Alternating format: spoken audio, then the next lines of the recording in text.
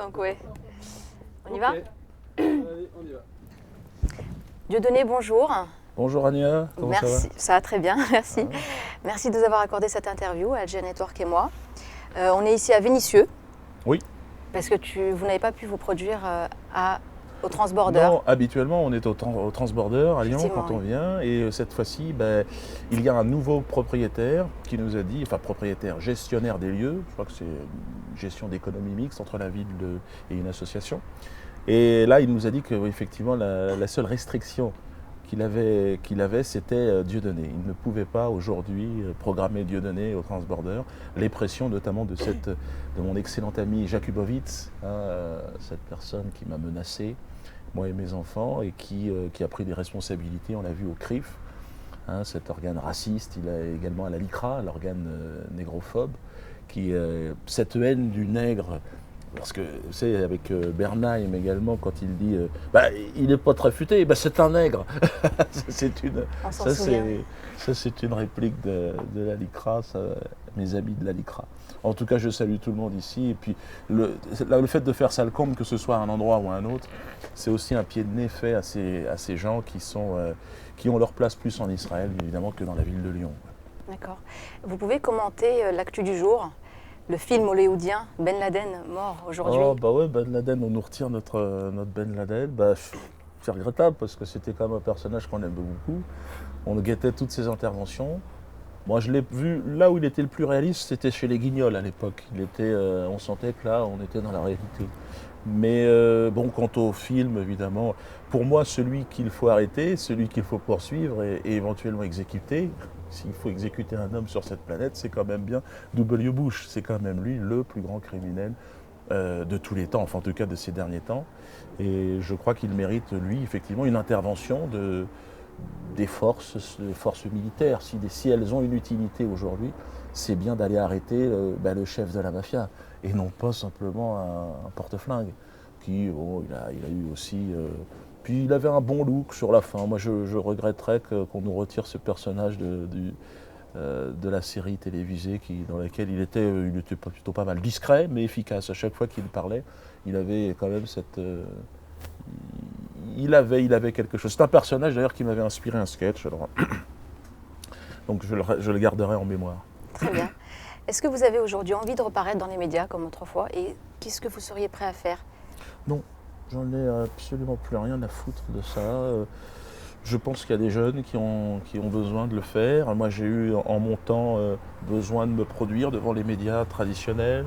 On m'a vu chez Drucker, on m'a vu un peu partout dans les émissions. Mais je pense être passé à un niveau plus intéressant, c'est le niveau de la création, le niveau de la rencontre directe avec le public.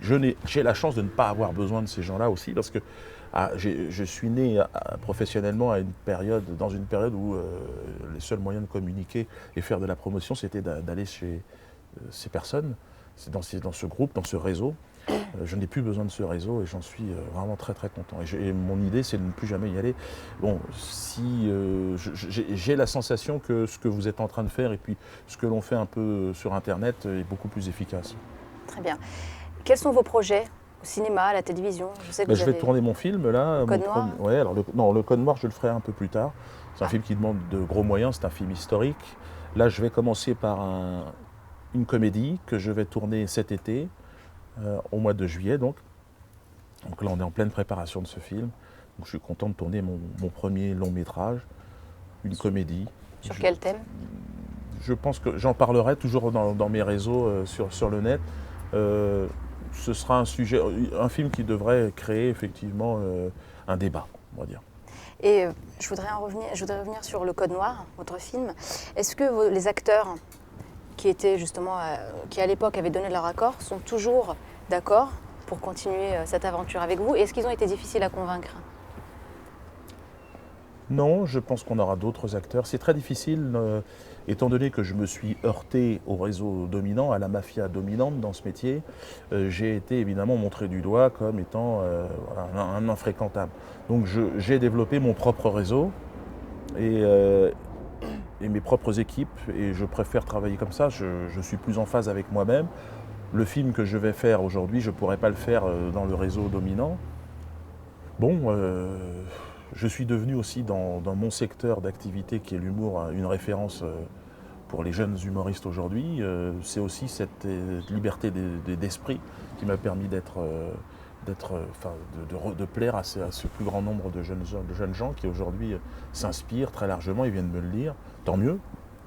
Je pense qu'il n'y a pas de plus grande consécration que d'être la source d'inspiration de tous ces jeunes gens. Donc, je vous dis, je suis parfaitement en phase en produisant mon film de cette façon-là, en faisant mes spectacles de cette façon-là, avec moi-même. Très bien. Et les financements, comment est-ce que vous arrivez justement à les acquérir? On finance différemment, c'est sûr que c'est pas la famille Rothschild ou la famille de Bernard-Henri Lévy. J'en ai rien à foutre effectivement de ce réseau-là. Donc je n'appartiens pas à cette façon de faire, qui en plus de ça, sur un plan artistique, aujourd'hui ne soutient plus aucun projet intéressant, parce qu'évidemment, et c'est tout le propre des gens de pouvoir, ils sont aujourd'hui dans un vice et dans une outrancerie qui se voit, le public ne se reconnaît plus, tant mieux. Je suis satisfait de voir, en tout cas dans les comédies, que ça ne fonctionne plus, que les masques tombent, et tant mieux, parce qu'il n'y a plus réellement de... Coluche avait ouvert une porte incroyable en France, et en démocratisant le genre du one-man show. Avant lui, Fernand Reynaud et plein d'autres, je pense évidemment au Café de la Gare, à Romain Bouteille, mais c'est vrai que par rapport au grand public, et notamment aux médias dominants, il avait su ouvrir cette voie. C'est devenu un segment extrêmement lucratif, puisque une personne sur scène, sans orchestre, sans gros moyens techniques, évidemment ça rapporte plus que... Et donc il y a eu un engouement de la part des producteurs d'abord et des chaînes de télé pour développer ce segment-là. Et donc aujourd'hui on est dans une situation où on est plus dans de la fabrication d'humoristes que de l'émergence d'humoristes comme ça. Ils ne sont même plus détectés. Les meilleurs humoristes que j'ai vus aujourd'hui, ils sont dans la rue. Mais ils ne peuvent pas s'exprimer. Et les autres sont finalement des supports publicitaires, comme toujours, quoi. C'est pour ça que et j'incite les jeunes humoristes à continuer, à persévérer. Il faut être endurant et puis surtout indépendant. On ne peut pas être drôle et dépendre du chéquier d'un producteur. Ça n'est pas possible. Il faut se débrouiller par soi-même. Jean-Luc Godard disait qu'il n'y avait pas que le droit de mémoire, il y a aussi le droit à l'oubli. Qu'est-ce que vous répondez aux gens qui vous reprochent de jouer dans la concurrence, de faire de la concurrence victimaire? Il n'y a pas de concurrence victimaire. Il n'y a pas. Il y a une victimisation, il y a une souffrance. Les autres n'existent pas. Donc dire qu'il y a une compétition, c'est mentir. C'est jouer le jeu des sionistes. C'est de dire que, voilà, regardez, il essaye de comparer. Il n'y a pas de comparaison à faire, puisque de toute façon, il n'y a pas de loi mémorielle, il n'y en a qu'une, c'est celle qui concerne la Shoah. Vous ne pouvez pas discuter de ce sujet-là, mais vous pouvez discuter de toutes les autres souffrances. C'est donc bien que des manuels scolaires que nos enfants ont aujourd'hui encore, moi je les ai eus aussi également, ceux de Fernand Nathan, cet imposteur, de Fernand Nathan à la télévision française, si vous voulez, il n'y a qu'une mémoire, il n'y a qu'une souffrance qui est développée et qui est indiscutable et qui est au-dessus du Christ, au-dessus de Dieu, au-dessus de Allah, de Mohammed. C'est la Shoah. La Shoah. Là, normalement, à cet énoncé-là, vous devez vous mettre en position de prière. Et moi, j'ai décidé de me marrer à partir de ce moment-là et de dire, Shoah, d'accord, mais Shoah nanas. Ou Shoah abricot pour les plus jeunes, ceux qui préfèrent. C'est une question de goût. Tout est sucré, de toute façon, dans la Shoah, il y en a pour tous les goûts. Vous êtes allé en Libye en mars dernier, il me semble. Oui. Quel bilan tirez-vous? Alors le bilan de la Libye, mensonge, Shoah aussi, puisque là c'est vraiment le peuple libyen qui est en train de vivre une véritable Shoah. Bombardé par l'OTAN, on l'a vu, la famille même de Kadhafi, des enfants de 3 ans, 2 ans, exécutés par la puissance coloniale sioniste, par le lobby juif international, puisque c'est Bernard-Henri Lévy le premier est arrivé là-bas. J'espère que les Africains vont se solidariser derrière Kadhafi et vont, parce que c'est aujourd'hui la figure de la révolte là-bas, la figure de la résistance. Il n'y a pas de révolutionnaire libyen. Il y a l'armée de l'OTAN qui, avec l'aide de quelques groupuscules, tente Et les de révolutionnaires. déstabiliser, non pas la Libye, mais le continent africain tout entier. Et on a vu notamment Bernard-Henri Lévy, justement, hein, se prendre en photo avec ces révolutionnaires-là, des gens armés et qui se disaient contre Kadhafi et qui voulaient un nouveau pouvoir, un nouveau régime. Qui sont ces gens-là? Certainement des gens armés par Israël qui sont là et qui tentent de rentrer pour prendre de... C'est toujours, avec Israël, c'est toujours la même question. Et Bernard-Henri Lévy, l'ambassadeur israélien, qui non seulement a entraîné la France dans ce combat illégitime et qui dessert les intérêts profonds de la France et de l'État français, Bernard-Henri Lévy, c'est le soutien au terrorisme de cette nouvelle aristocratie, quoi. Bernard-Henri Lévy, c'est le juif extrémiste qui, partout où il peut aller voler l'argent des honnêtes gens, il va mettre en œuvre une supercherie, un mensonge, comme toute sa famille l'a fait d'ailleurs. Vous savez qu'ils se sont enrichis sur le bois précieux africain, de la même façon que d'autres avant l'avaient fait sur le commerce des Noirs en Afrique, le bois d'ébène. Je dirais que c'est une mafia qui a toujours exercé des actions néfastes, terroristes en Afrique, puis dans le reste du monde. Je veux dire, ils traitent de toute façon, Bernard-Henri Lévy, les Français, de la même façon qu'ils traitent les Africains. Vous êtes tous de toute façon des nègres pour ce genre d'individus.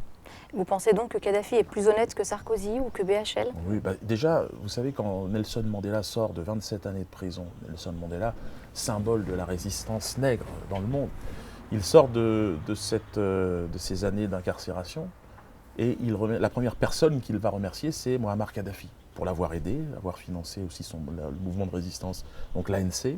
Il faut savoir qu'en même moment, Israël collaborait évidemment avec l'État d'apartheid d'Afrique du Sud. Donc en fait, le film se rejoue, c'est un éternel recommencement. Et bon, je suis persuadé que les Africains, en tout cas, vont se réveiller. Et à quand un débat entre Bernard-Henri Lévy et vous? Oh, j'aurais aucun problème à le rencontrer, évidemment. Vous avez déjà tenté? Vous savez, j'ai peur de... Moi, j'avais organisé un débat avec Jean-Marie Le Pen à l'époque, où il nous était montré du doigt comme étant le diable absolu, le raciste, le xénophobe. Et puis j'avais été très intéressé. Heureusement que j'ai fait cette rencontre pour m'être battu contre le Front National assez longtemps. Bernard-Henri Lévy, pour moi, c'est le fascisme. C'est comme ça que je le vois. C'est le racisme incarné. C'est la haine du non-juif. C'est-à-dire que si vous n'êtes pas juif, vous êtes, dans son regard et dans son discours, vous êtes un animal au visage humain que l'on doit manipuler, que l'on doit voler. Et pour moi, Bernard-Henri Lévy, c'est aujourd'hui, non pas un philosophe bien évidemment, mais une sorte de guide, de guide juif qui se sert donc de son judaïsme comme une sorte de bouclier d'éthique qui entraîne avec lui des gens, des innocents, nés juifs mais par accident, puisqu'on ne le choisit pas. Et puis, il les entraîne dans le chaos et dans une escroquerie, quoi.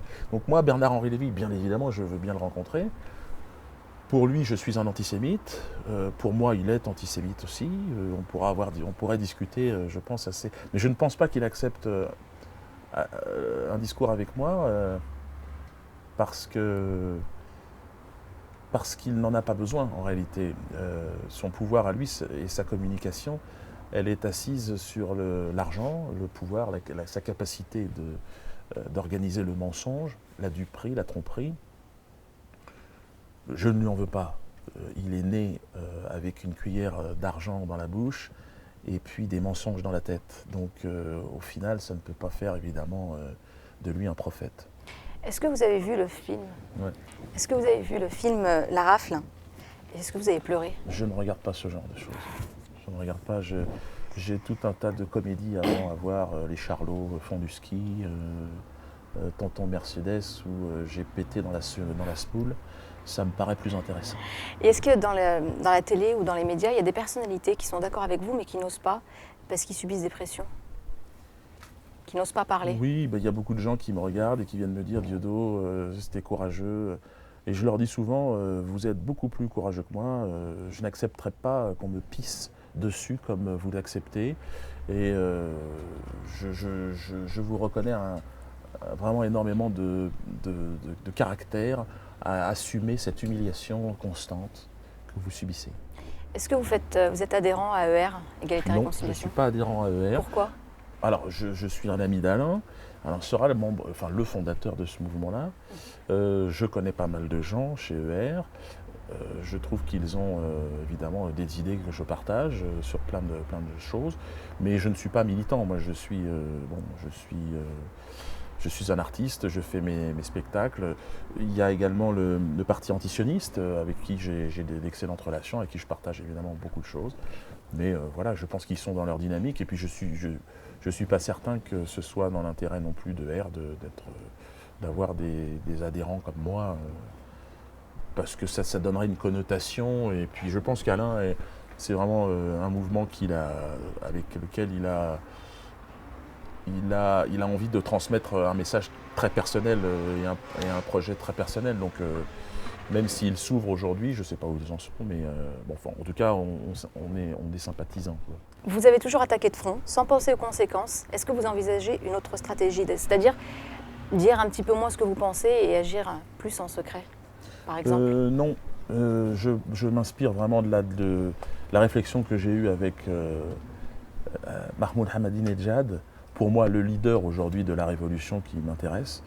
Je pense qu'il faut avancer maintenant. Nous n'avons plus à reculer face au mensonge. Le mensonge doit aller à sa place, c'est-à-dire dans les toilettes, et on va tirer la chasse, puis c'est tout. Et donc moi, je ne suis face au mensonge. Je ne pense vous ne pouvez pas être plus malin que le malin. Donc la seule façon. Il n'y a pas de tactique à avoir. Il n'y a pas de stratégie à avoir face au mensonge. C'est simplement d'opposer la vérité. Vous voulez attaquer toujours de front? C'est le Christ, c'est le prophète Mohammed, c'est tous ceux qui ont inspiré aussi une partie des grandes démarches. Je pense qu'on ne peut pas chercher, vous ne pouvez pas être plus malin, encore une fois, que le malin c'est impossible. Donc il ne faut pas rentrer dans ce jeu de je vais me cacher, je vais être stratégique. Non, je pense pas. Tous ceux qui l'ont fait sont finalement à un moment donné ont été corrompus. Merci. Merci beaucoup de nous avoir accordé cette interview et merci pour votre gentillesse, Dieudonné. Bon courage. Merci. À bientôt. À bientôt. Inch'Allah. Inch'Allah.